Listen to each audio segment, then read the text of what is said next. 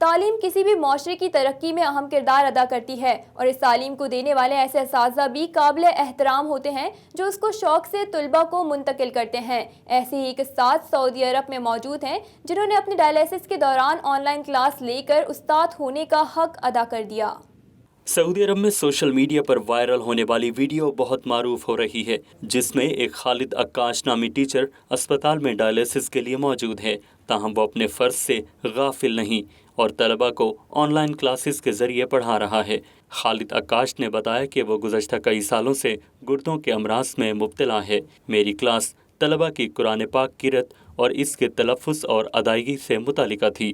اسپتال میں on line class لیتے ہوئے طلبہ قرآن پاک کی تلاوت کرتے ہیں، جہاں وہ غلطی کرتے ہیں ان کی اصلاح کر دیتا ہوں، تاہم یہ ضروری بھی ہے اور میری بیماری سے ان کی تعلیم کا حرج نہ ہو، اس لیے پڑھا رہا ہوں۔